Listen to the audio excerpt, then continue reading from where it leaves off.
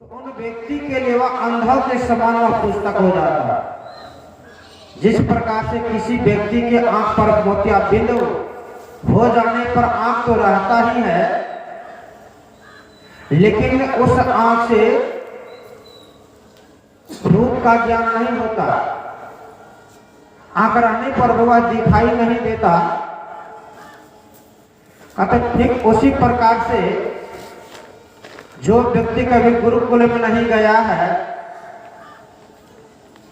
ऐसे व्यक्ति को शास्त्र का ज्ञान नहीं होता, क्योंकि आंख तो है ही, आंख तो सबके पास में है, लेकिन उस अक्षर का बोध किनको होता है? जो व्यक्ति गुरुकुल में गया है, जो व्यक्ति ज्ञानवान पुरुष के समीप चरण शरण को अपनाया है, उनसे ज्ञान को प्राप्त करने के लिए प्रयत्नशील होकर के उस ज्ञान को हासिल करने में जो लग जाता है,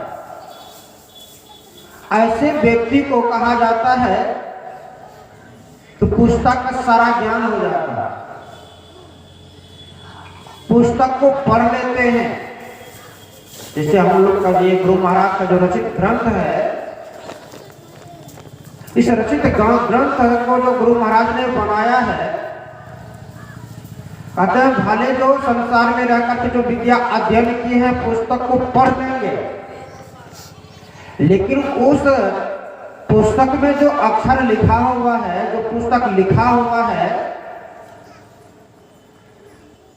उस अक्षर को पढ़ करके पूरा समझ नहीं सकते। क्यों नहीं समझ सकते? कहते भौतिक विद्या में भले वह पारंगत हो जाए, लेकिन उस सार को जानना बड़ा मुश्किल हो जाता है।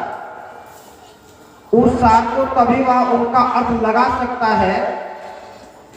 हम लोग कभी कभी गुरु महाराज की वाणी में सुनते हैं, जैसे संत कबीर साहब के भले कभी पाठशाला में पढ़ने के लिए नहीं गया, लेकिन आध्यात्म ज्ञान के क्षेत्र में बहुत ऊंचे ज्ञानी थे। ऐसे संत कबीर साहब के वाणी के बारे में कहा जाता है स्कूल कॉलेज सब जगह चलता है,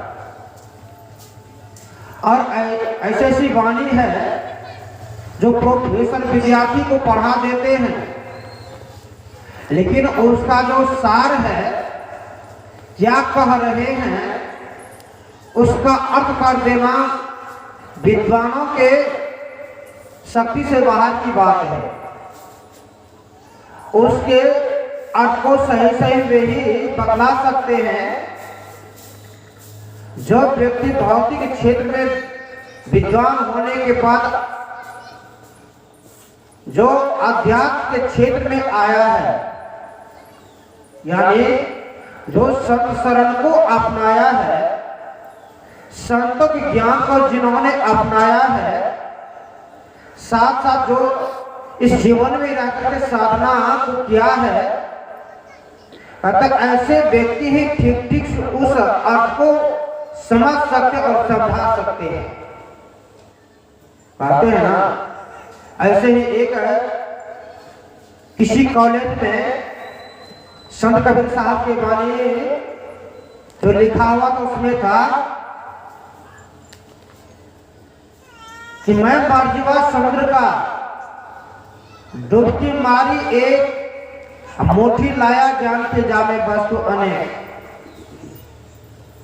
और उसमें यह भी लिखे हैं, डुबकी मारी समुद्र में निकसाजा आकाश गगन मंडल में घर किया तो हीरा पाया था, है संत कबीर साहब के वाणी। कि जो बहुत पढ़े लिखे व्यक्ति हैं, ऐसे व्यक्ति को अगर यह शब्द सुनाया जाए, डुबकी मारी समुद्र में निकसा जाए आकाश, तो जो केवल भौतिक विद्या को अध्ययन किया है, ऐसे व्यक्ति इसका क्या अर्थ लगाएंगे? डुबकी मारेंगे समुद्र में तो किधर जाएंगे? आकाश की तरफ जाएंगे, पाताल में जाएंगे। लेकिन यहाँ अध्यात्म के क्षेत्र में बताते हैं, संसार के समुद्र में डुबकी लगाने से वह पाताल की ओर जाता है, लेकिन जो ईश्वर परमात्मा ने जो शरीर को बनाया है, संत कबीर साहब ने क्या काया यानी इस शरीर को कहते हैं, यानी इस शरीर में जो गोता लगाने की कला को जानते हैं। इस शरीर में गोता कौन लगाते हैं? ऋषि मुनि लोग लगाते हैं, संत महात्मा लोग लगाते हैं। संसार के व्यक्ति भी क्या इस शरीर में गोता लगा लेंगे? इस शरीर में डुबकी मार लेंगे?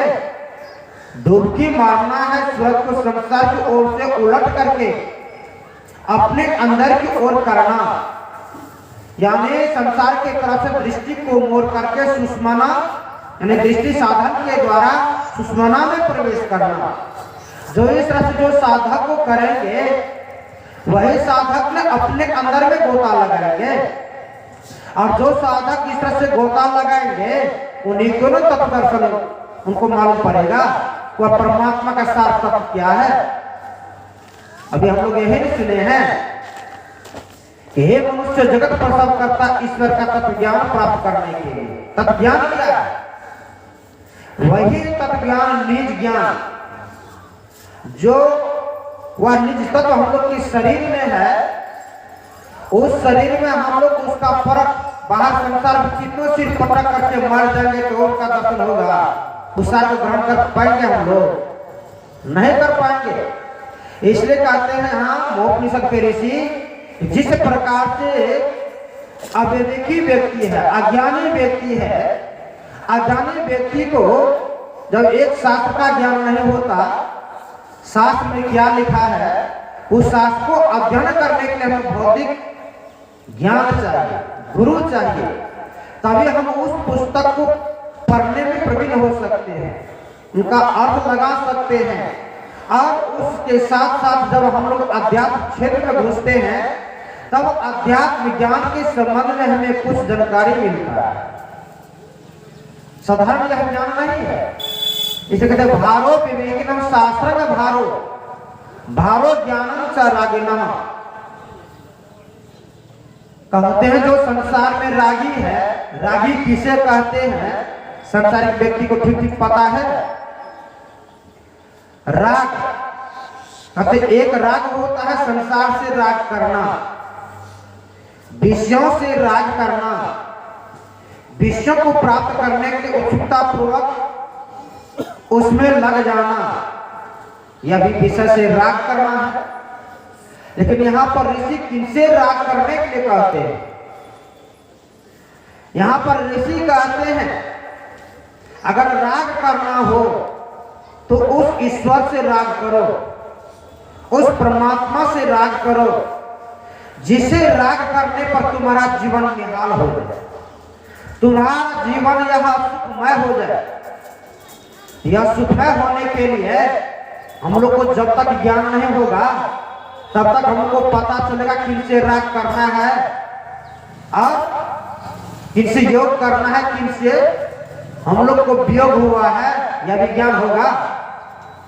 तो यह सब सारा ज्ञान अगर होता है तो सत्संग के जरिए ही होता है, सत्संग के द्वारा ही होता है। इसलिए हम सब लोग कहते हैं जीवन में सत्संग करने के लिए, सत्संग करने से, संत महात्माओं के वचन को सुनने से हम लोग को सार आसार का ज्ञान होगा, धर्म अधर्म का ज्ञान होगा, विधि निषेध का ज्ञान होगा, कर्तव्य अकर्तव्य का ज्ञान होगा। बिना सत्संग के बिना होगा क्या? बिना सत्संग का ये सब नहीं हो सकता। इसलिए कहते रागिना आसान लक्ष्य। संसार में हम सब के सब क्या, हम लोग का जीवन किस तरह का, शांति में है कि अशांति में है? संसारिक व्यक्ति का जो मन है अशांत रहता है, और जब तक उनका मन अशांत रहता है तब तक उनको कहीं चैन नहीं मिलता। फिर शांति से बैठकर किसी धर्म ग्रंथ का अध्ययन नहीं कर सकता, कहीं बैठकर के ईश्वर चिंतन नहीं कर सकता। कर सकता है क्या? जिनका मन बिल्कुल अशांत है, चंचल है। चंचल कब होता है? जबकि उनके मन के अनुकूल उनको वस्तु प्राप्त नहीं होता है। यही कारण है।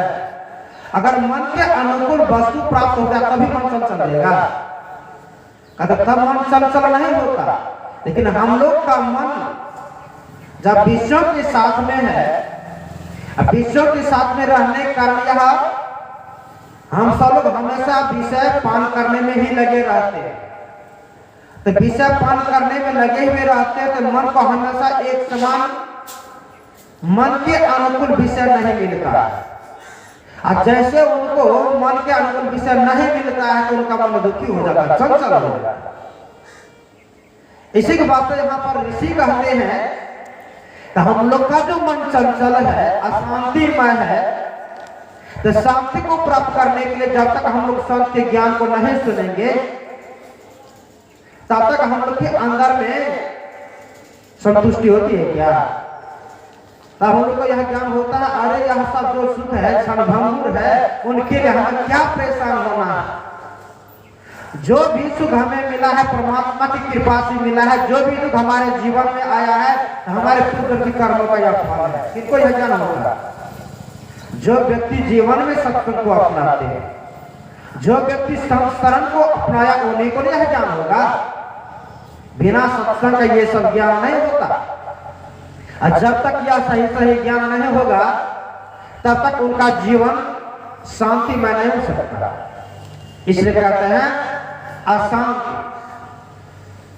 भारो विवेकानंद शास्त्र में भारो ज्ञान च रागिणः अशांतस्य मनोभारो,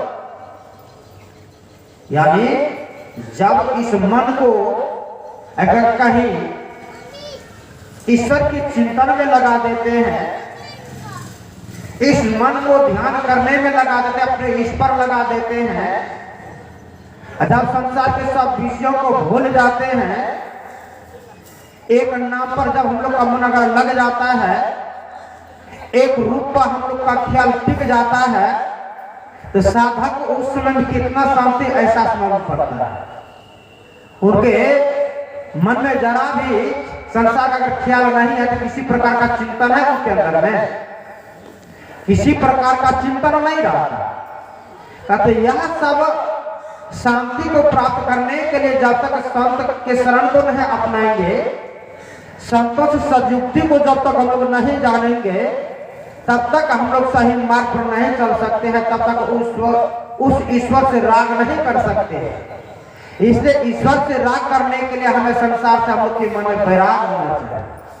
अब वैराग के लिए जब तक हम लोग संतों का वाणी सुनने को नहीं मिलेगा तो संसार से वैराग होगा नहीं होगा। इसलिए हमें कहते जीवन में सत्संग को धारण करने के लिए संसार में कहा गया है रागी से रागी व्यक्ति जो संसार में बिल्कुल आसक्त है और क्या संसार में बिल्कुल लिप्त है, अगर ऐसे व्यक्ति को अगर कहीं संत महात्मा का अगर संग प्राप्त हो जाता है, संत महात्मा के वचन को एक बार भी अगर श्रवण कर लेता है, मन में अगर उनकी वाणी को मन में बसा लेते हैं, जच जाता है, तो तुरंत वह व्यक्ति संसार की ओर से मुड़ जाता है और धर्म के मार्ग को वह पकड़ लेता है। रामचरितमानस को पढ़ करके देखिए, रत्नाकर कितना बड़ा हत्यारा था, कितना बड़ा पापी था, लेकिन रत्नाकर को थोड़ी देर के लिए नारद का संग प्राप्त हुआ और नारद जी थोड़े ही शब्दों में उनको समझाने का प्रयास किया, सज्ञान को सुनाया। अरे तुम तो इस तरह से संसार में रहकर के मार काट का तुम काम कर रहे हो, दूसरे के धन को लूट रहे हो, संसार को कितने स्त्रियों को तुमने विधवा बनाया है, इस प्रकार से तुमने कर्म को कर रहा है, इसका प्रायश्चित कितना भारी होगा, कितना भारी पाप तुमसे हो रहा है, जरा भी ज्ञान है। उसको होश दिलाया और अपने वाणी के द्वारा वह जो संसार के बीचों में बेहोश था उनको होश आया, तो वह अधर्म के मार्ग से मुड़ गया और उसी नारद जी से ज्ञान को प्राप्त किया। ज्ञान को प्राप्त करके जंगल में जाकर के कठोर साधना को किए और कठोर साधना करके वह जब साधना में वह ऊंचा ऊपर उड़ गया तो कहा गया कि वही रत्नाकर से क्या बन गया, वह आदि कवि वाल्मीकि बन गए। और वह वाल्मीकि मुनि संसार में देखने लग गया कि सब ब्रह्ममय है, जितना जीव है वह ईश्वर का ही अंश है, और संसार जितना बड़ा यह संसार है सब ब्रह्म से ही भरा हुआ है, वह ईश्वरमय है यह संसार। तब न भगवान गया था वहां पर, वाल्मीकि जी से पूछा था, तो वाल्मीकि मुनि ने क्या देखा, ये भगवान है, विष्णु के अवतार है, ये तो असुर शरीर में न थे, लेकिन वे देख रहे कि ये साक्षात ये विष्णु के अवतार हैं, भगवान है, भगवान विष्णु है। तब ना उनसे कहते हैं, प्रभु हमसे पूछते आप कहाँ नहीं है, वे देख रहे कि ये ब्रह्म है, सब व्यापक है, सब जगह रहने वाले हैं, इसलिए कहते आप कहाँ नहीं है।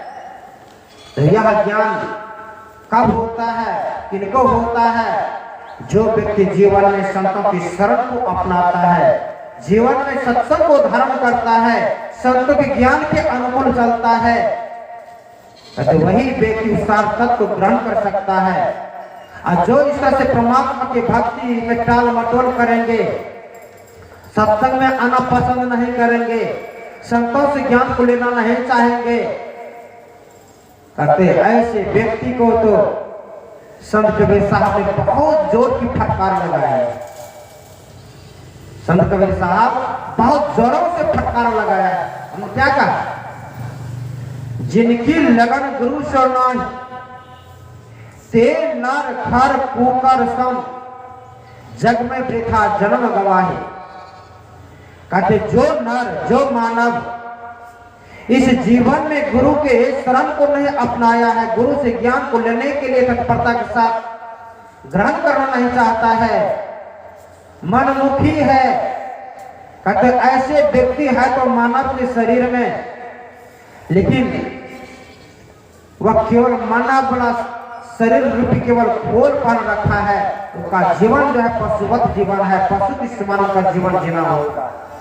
इसलिए कहते हैं जिनकी लगन गुरु से नहीं ते नर वह मानव खर यानी गधा के समान है, गधा के समान जीवन जीता है।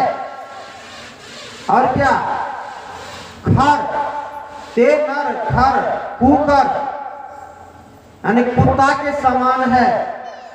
जो मानव संशरण को नहीं अपनाया है, सत्य के ज्ञान को सुनने के लिए तत्परता के साथ इसमें मन को नहीं लगाता है, और संसार में गली गली झांकते फिरता है, कहते ऐसे व्यक्ति कुत्ता के समान, जिस तरह से कुत्ता है जो लवारिस कुत्ता है, अगर कहीं किन्हीं के यहाँ जाता है तो उनका कौन सा चीज से स्वागत होता है, भात रोटी से, डंडा से स्वागत होता है उनका। और जो पालतू कुत्ता है वो तो जहां का अपना घर में विचरण करते हैं, और समय आने पर भोजन भी मिलता है कि नहीं। जिस तरह से लवारिस कुत्ता है वह गली गली झांकने पर उनको डंडा लगता है, तो उसी तरह से संसार में विषयी व्यक्ति है, मनमुखी व्यक्ति है, संत ज्ञान को जिन्होंने प्राप्त करना नहीं चाहता है, कभी सत्संग में आना पसंद नहीं करते हैं, कहते ऐसे व्यक्ति वह कुत्ता के समान कहीं अगर जाता है असब रूपी वाणी उनको सुनने को मिलता है, कहीं कहीं मार भी लग जाती है। इसलिए हमें यहाँ पर कहते हैं हम सब लोग अगर हम लोग को मानव बल शरीर मिला है तो इस शरीर में रह करके हम सब लोग जीवन में सत्संग को अपनावे, संतों से ज्ञान को लें, जीवन गुरु धारण करें, तभी यह मानव वाला जीवन यह सफल हो सकता है। तभी इस मानव वाला जीवन में रह करके हम सब लोग उस ईश्वर को प्राप्त कर सकते हैं, अन्यथा दूसरा कोई उपाय नहीं है। इसलिए हम सब लोग इस शरीर में रह करके जीवन में सत्संग को अपनावे, संत ज्ञान के अनुकूल चलें, तभी हम लोग यह जीवन सार्थक हो सकता है। यही थोड़ा सा आप लोगों से सुनाया, विशेष बाबा से सुनिए। बोले श्री सद्गुरु महाराज।